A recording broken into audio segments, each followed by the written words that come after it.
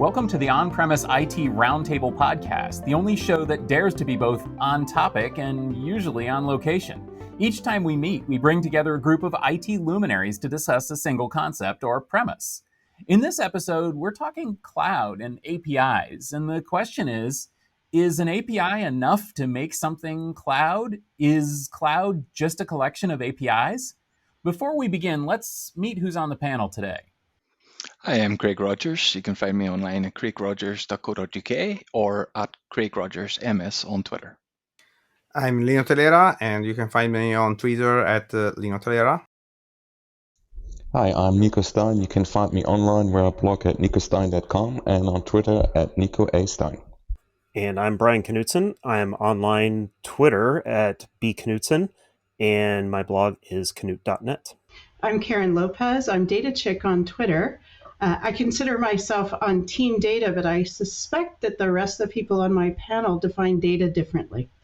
And I'm Stephen Foskett, organizer of Tech Field Day and publisher of Gestalt IT. You can find me at sfoskett on most of the social medias, and you can find me at gestaltit.com as well. So one of the things that occurs to us when we're talking about cloud is this whole cloud operating models and APIs and that sort of thing. I think that we like to be snarky and say the cloud is just someone else's computer, or the cloud is whatever a marketer wants it to be. But I think we have to agree that there are certain things that make something cloud or not cloud, right? And one of those things is API, and not just an API generally, but specifically a REST, JSON API that can be used with cloud systems. I mean, it can't just be anything we want to call cloud, right? So, Craig, I'm going to start with you. Cloud operating model. Tell us, how would you define that? What is a cloud operating model? I think the cloud operating model is best defined where you have access to resources that are not yours through an API, more often than not. Some also provide GUIs and command line options, but it's the premise that you have an SLA around a service, and the underlying infrastructure shouldn't matter. You're trusting the service to be provided. And I think that's the real clincher and has sealed the deal for a lot of enterprises and companies that have went to the cloud. They have faith in the vendor to provide that service. Yeah, I like that as a basic definition of cloud. We used to debate a lot about the cloud operating model and do they tick all 5 of the boxes. I don't hear that conversation a whole lot anymore. It feels a bit like how the judiciary in the US has defined pornography in a we know it when we see it type of model.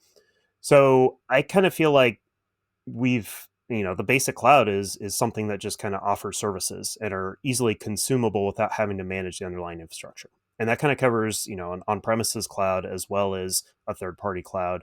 I think APIs are a core piece of that for making it happen. But I know a lot of customers, a lot of companies that don't use APIs, that don't operate at that level.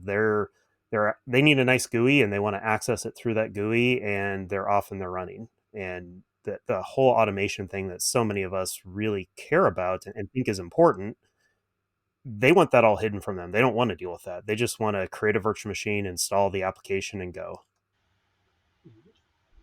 I'd like to throw in that I also think that there's a different billing and costing model if I consider something cloud, and not just because it's owned by someone else and I'm not and I can pay as you go or anything. We've had internal cost accounting for years for things like that. But for me, a big part is I don't have to buy a license, and yes, that's a concept built into services, but that I can install and use and deploy on a time as needed basis some technologies that always would have required me to buy a license up front, and often a much more expensive license. So it's concurrent licensing or network licensing. And I think we technical people tend to forget that cloud also brought us new costing and billing and OpEx versus CapEx thinking. And for me, that has been revolutionary just in my own career, because there were technologies I wanted to play with and learn, but didn't want to go through the whole getting evaluation software, and finding some place to deploy it. And I realize that's hitting on a real niche thing, but I think that's what we're going to learn in the long run is what also contributed to cloud adoption. Yeah, I want to follow up on Brian's statement. So I'm working a more smaller to medium-sized business, and it is true that a lot of businesses, they do not really care so much automation because they don't have the resources, but the cloud enables them really to just spin up an instance. At the end, the important part is I need an application to be available, and I don't want to deal with the SLAs and uptime of my own data center. If I even have one, I really come to the point, I give you money and you make my problem go away. And they don't really care about, can I connect my PowerShell and all that. They want the GUI, like you said. I log in. My boss says we need to bring up this application, and it's done. So I think this cloud model for the small and medium-sized business is really prevalent in the market, and it enables them to really run great applications, high SLAs on a really small IT staff. I think one of the great things you both touched on there in your points is the convenience factor, the flexibility, and the lack of commit that comes from that pay-as-you-go adoption model. If it's something that you know you're going to need long term, you can go down the route of reserved instances. Where if you are willing to make those multi-year commits, but from what you have described there and what I've seen within companies ranging from small to large has been leveraging those capabilities there, just in sheer flexibility and lack of commit.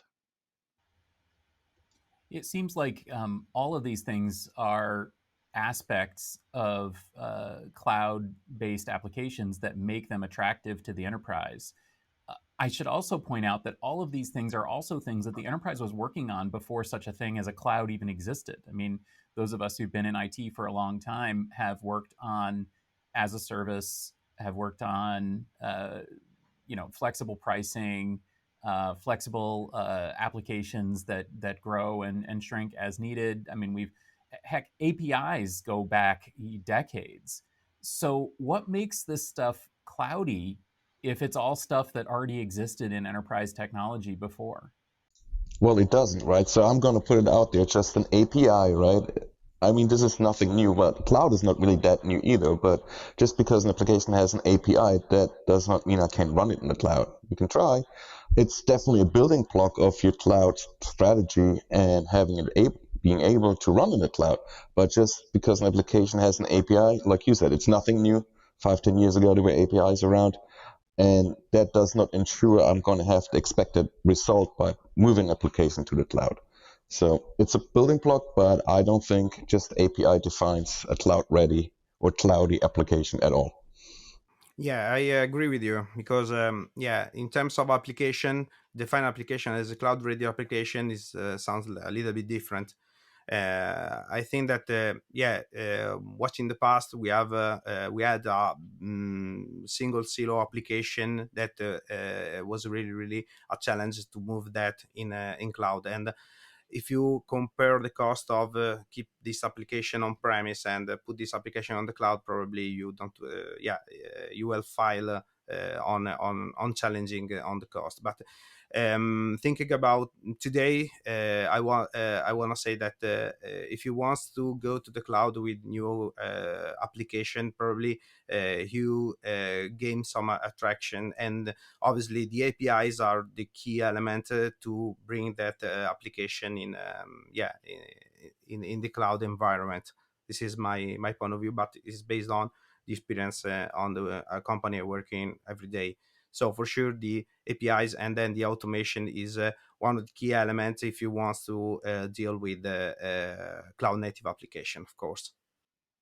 Well, one thing where APIs really added value was sheer scale. If you were working on huge quantities of anything, doing it point and click was simply impossible. So APIs gave scale. Often scale was required for burst capabilities, and cloud adoption was further bolstered. If your normal workload with a website, it was 100,000 users, but you went to 1 million over Christmas, it was impossible to plan to have 10 times the amount of resource. So that added value. but it's not always the case. And some people rush into APIs thinking they'll be able to pick it up and run with it, but they're heavy things to pick up and do properly, and sometimes enterprises could be better doing it point and click if they're familiar with that and it serves the purposes and it's the best fit for whatever application or workload they're working with. Yeah, in addition to this, I mean, how many times have we seen the industry improperly implemented APIs, left the systems and the service wide open, right? So your system wasn't hacked, you just didn't do the job, and someone just used your API that was out in the open with his pants down, so to speak. So yeah, to your point, it's not that easy to implement and use the APIs properly. Yeah, and at the risk of having a hot take here, I would say that the whole cloud operating model that we've found ourselves in wasn't revolutionary at all. It's been an evolution of things we've been doing. I've worked in everything from small to really large enterprises, and you're right, a lot of this existed before. It's just that VMware marketed it heavily in a certain way, and AWS quietly was building it for themselves and realized that they were solving some problems that other companies had and said, hey, we can start solving it for them, so let's open up those doors. So the extreme enterprise again tends to push things forward. They use those APIs, they need that level of scale. Smaller businesses don't, but they can take advantage of them in certain places. In other places they may not, but they may trust other companies to utilize those APIs for them to provide them a service that they need. And there's no lack of examples of that, of companies that have built their entire solution off of AWS or Azure or Google Cloud, and then offered their service completely masking what the hyperscaler is doing in the back end through their own APIs, through a GUI to those customers. And APIs have also been a victim of their own success in that they have been empowered to perform so many functions that are critical across an organization. I think now they're coming to highlight as one of the biggest security risks as well. If you're deploying through an API, that same API can pull down all of your production systems. So the security is a really large concern now with API, and I think we're going to see a lot more in that moving forward around securing API access. In addition to this, since we also depend on APIs, so Microsoft's move in Office 365 to move to protected APIs. Therefore, now it's costing money to back up Teams. As an example, that is a move where you really okay, I don't really have a choice. I mean, yeah, I can just say I don't back it up. And your business needs might be met where the expense is not relating to what you might back up or gain. But it just really showed you once you're all in, right? And then we talk about vendor lock a lot, but this is typical vendor lock. So Microsoft, it's all backing up, it's great. And then it's you know what? We're going to charge you in addition to your existing licensing. There's something that I might feel a bit bitter about for the foreseeable future, but it just shows you the dependencies on APIs, right? I don't really have a choice. I cannot say okay, we're not using APIs. I'm going to use a screen scraper, for example. So that's something I think will happen more as companies see as another resource of income, additional income. Do you have your standard APIs, but if you want the good ones, that is per API call or whatever the measurement might be. So thank you, Microsoft. But I also think, okay, so I'm a bit biased with Microsoft, but I'll use your example for Microsoft, is that maybe that's just an evolution time period thing. Do we really think the future of email should be, and calendaring, I'll just pick on that part of 365, really should be run on-prem, should be a box product that you have to worry about people never updating, never deploying the security features of, never, doing their own, correct and safer firewall and port configurations. Maybe this is just something, as we went from gas lamps in our home to light our home, and we had to switch to light bulbs where you couldn't, highly configure how bright your light was at that time. Now we've gone the other way with digital light bulbs that we can configure the colors and the brightness. I see some of these things where we're in this sort of transition where a service like M365 is solving sort of email and calendaring services for us, as an example, because otherwise people would still be trying to do email and spam handling and security the old way, which was relying on a script that someone wrote 10 years ago that checked for certain high level domains or something like that. So my pushback is sometimes we go through these rough times with licensing issues and transitioning to the cloud because we should not remain on-prem in the long run. I would totally agree with this, but the API calls for this is for Office 365 Teams. So this is I'm totally like, don't run it in your own data center, right? Yes, you should actually get punished for licensing that way. Yeah. Absolutely agree on that. Yeah. Okay. I think if you asked any sane human being on the planet that if they wanted to go back to managing Exchange, it would be a unanimous no. The mail and calendaring in Office 365 has been a godsend. It really has been, and it has been evolutionary. But I think the likes of Microsoft now with this Teams and the charging on the API, there've been so many operational gains in terms of efficiency and FinOps has become such a thing where minimizing the cloud bill it is a thing, and if you do it properly, you could be slashing 33% off your bill. So, cloud providers are having to look at elsewhere to try and make up those losses from operational level gains. And the fact right now that product you're mentioning is technically free to the world, and then also included in a enterprise license and everything. So maybe they need to tweak their licensing model a little bit more. How they charge, not what they charge, for sure. I think There's I need nothing to talk cloud to some people. So just about they're all talking about slicing their cloud bill lower. Ours just keeps going up because we add more services. So maybe that's an off topic. Next week at Cloudfield Day we have a conversation about this. Yeah, there's one thing cloud providers love doing, which is tweaking their models. Yeah.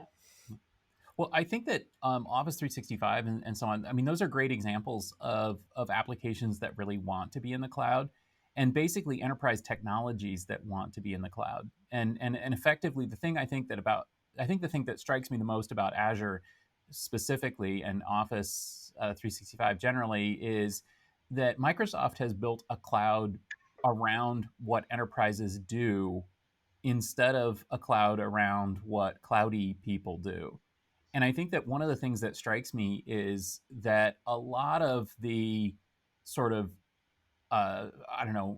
arguments about is it cloud or isn't it cloud kind of revolve around specific technologies and not around, I guess, more practical use case type things. So, when it comes to the technologies that people are using, I think that we could see that working, email and things like that, and calendaring, that stuff, everybody agrees belongs in the cloud.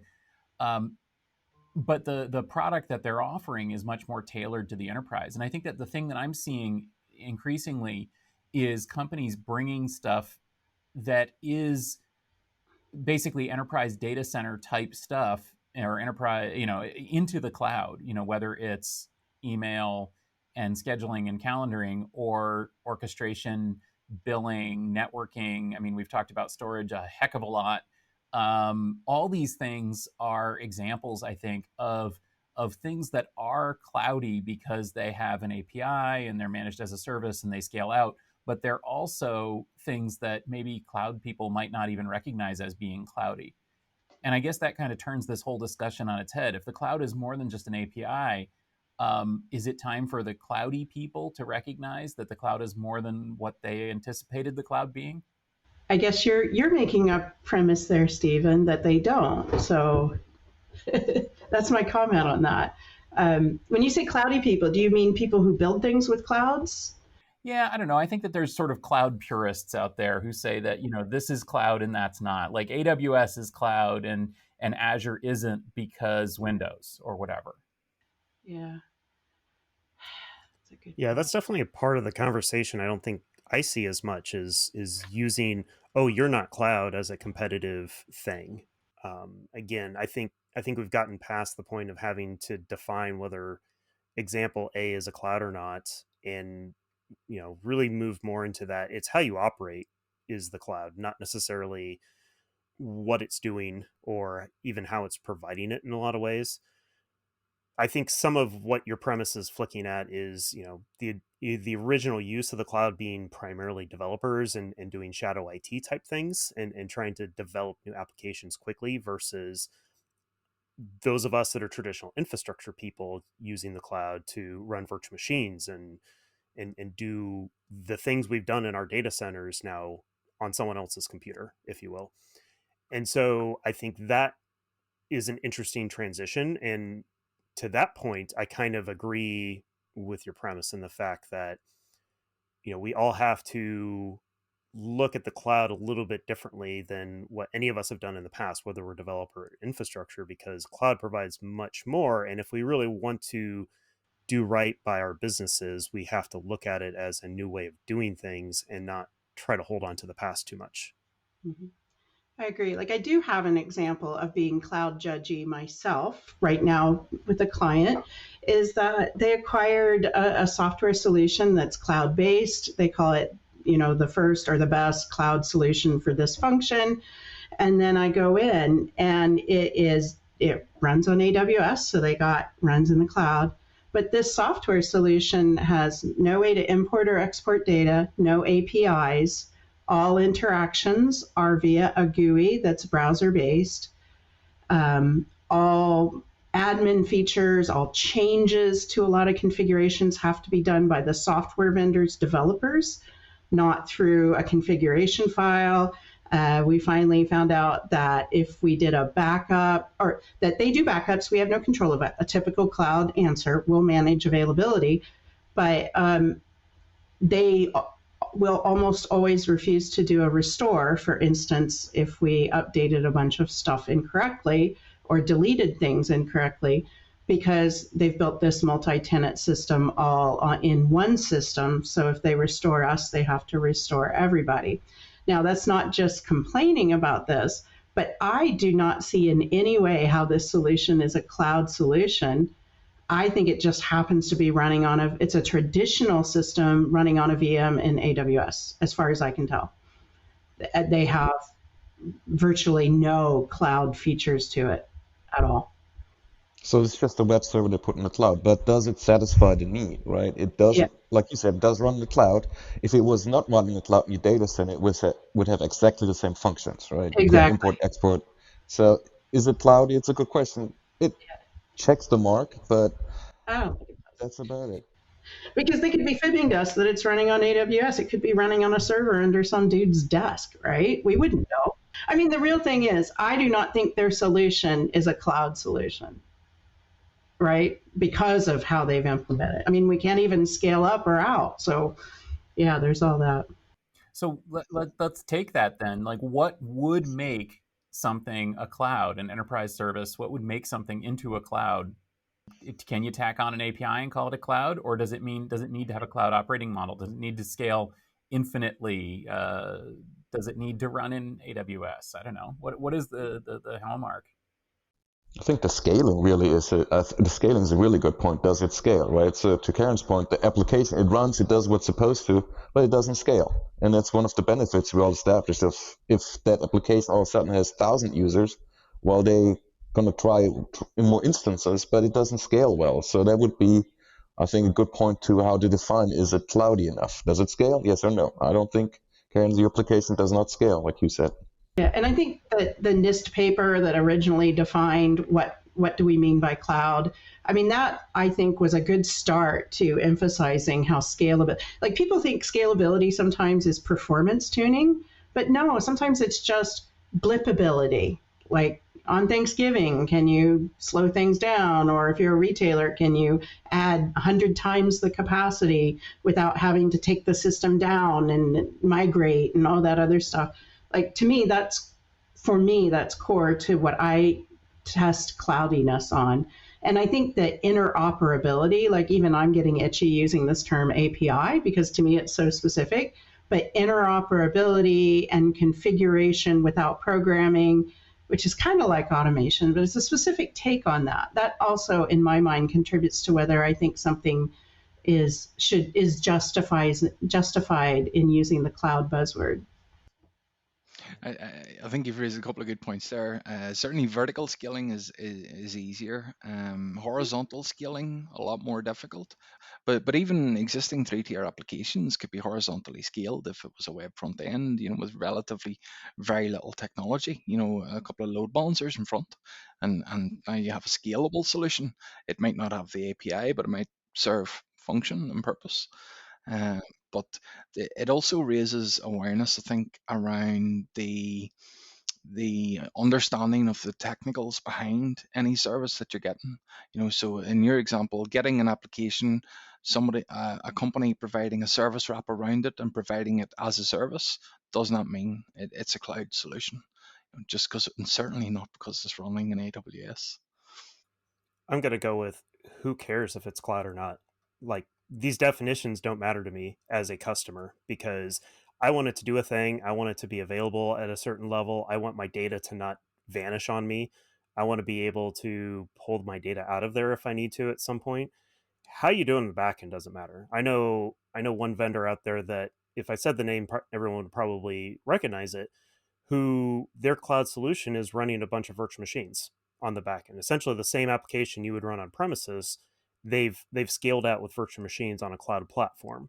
So they've got access to the resources that they need, but they're providing the service that customers need. And whether it's running cloud native without, any sort of infrastructure underneath of it that we would traditionally use in a data center, or they're using traditional data center and just providing it with minimal effort from the customer's side to worry about the infrastructure, does it matter at that point?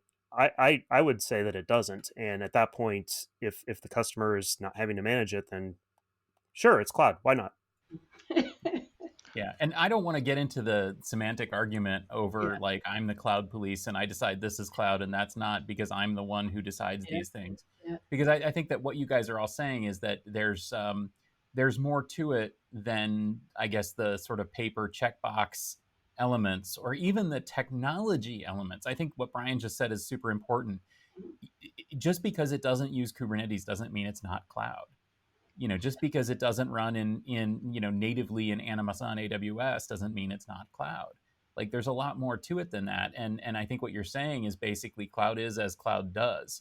So I want to wrap this up, and I want to ask you guys just a lightning round here.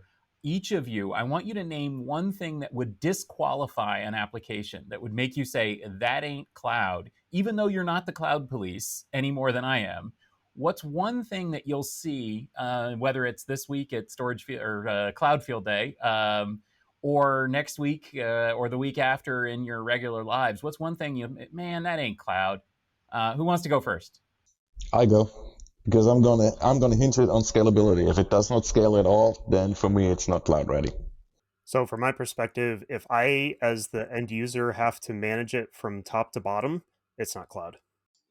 If I have to see anything involved in the hardware, something similar probably to Brian. It's not cloud, but anything with a single point of failure of any kind, absolutely not cloud.